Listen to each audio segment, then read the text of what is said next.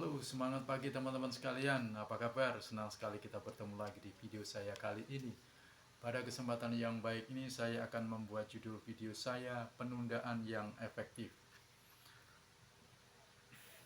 Teman-teman sekalian, saya pernah mempunyai nenek yang biasa mengajarkan dan tak bosan-bosannya mengajarkan sesuatu atau memesan sesuatu pada saya. Kerjakan sekarang, jangan menunda-nunda, selesaikan sekarang. Kata-kata klise ini mempunyai banyak variasi yang mungkin lebih ringkas, namun favoritnya yang utuh adalah kata-kata yang terdengar filosofis seperti jangan menunda hingga besok apa yang bisa kita kerjakan hari ini. Teman-teman sekalian, tentu saja tidak ada orang yang menyebut nenek saya sebagai seorang yang munafik. Ia sendiri tidak pernah menunda-nunda. Ia mempunyai rumah dan halaman yang luas. Begitu banyak yang harus dia kerjakan, dan ia hidup di masa sebelum adanya sistem modern tentang efisiensi tenaga kerja. Ia juga mempunyai banyak kegiatan sosial dan keagamaan di lingkungan sekitar rumahnya.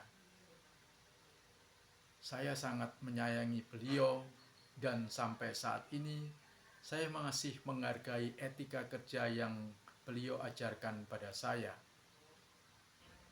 Etika yang kelihatannya tidak pernah berubah.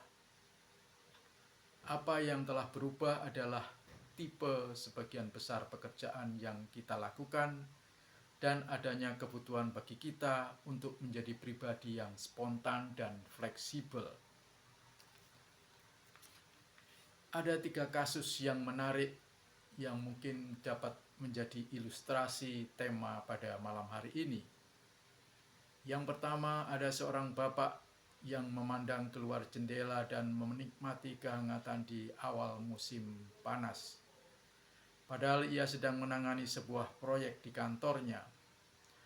Akhirnya ia memutuskan untuk menunda pekerjaannya hingga besok agar ia bisa pulang dan bermain layang-layang dengan anaknya. Ada cerita yang kedua, seorang manajer sedang berusaha menyelesaikan daftar tugas yang harus dia kerjakan di pagi hari itu. Mendadak pekerjaannya itu diinterupsi oleh adanya telepon dari kenalan lama yang sedang berada di bandara. Ia memutuskan untuk menunda sisa daftar tugasnya dan langsung ke bandara untuk menemui sahabatnya itu. Cerita yang ketiga, ada seorang suami yang penuh tanggung jawab. Suatu kali ia menggunakan waktu luangnya yang amat terbatas di suatu sore untuk mengecat kamar tidurnya. Saat ia mengecat, ia tiba-tiba memikirkan istrinya yang sudah agak lama tidak pernah ia ajak untuk makan di luar rumah. Tiba-tiba ia mendengar bunyi pintu garasi terbuka dan rupanya istrinya pulang lebih awal. Dan sang suami ini segera memutuskan untuk menunda mengecat kamarnya dan mengajak istrinya makan di luar rumah. Teman-teman sekalian, kalau kita perhatikan kata memutuskan dalam setiap cerita di atas tadi, kita melihat adanya kesempatan untuk melakukan sesuatu sekarang juga yang tidak bisa dilakukan di lain waktu, dan membuat suatu keputusan untuk menunda apa yang bisa kita tunda demi sesuatu yang tidak bisa kita tunda. Jika kita melakukan hal tersebut, kita berarti telah menggunakan penundaan secara selektif.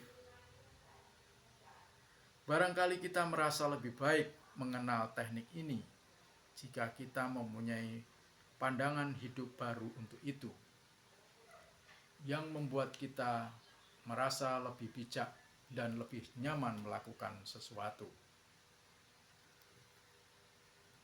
Menunda bisa menjadi suatu kebiasaan yang merugikan. Namun, jika digunakan secara selektif, bisa menjadi teknik yang ampuh dalam membantu kita memprioritaskan apa yang sesungguhnya penting dan membuka kesempatan untuk menikmati kegembiraan sesaat, juga demi kebutuhan orang lain, demi kejutan yang menyenangkan yang bisa menjadi bagian dari kehidupan kita jika kita mencari dan menyambut atau memikirkan prinsip-prinsip yang telah kita terima tadi. Terima kasih telah menonton video saya, semoga bermanfaat.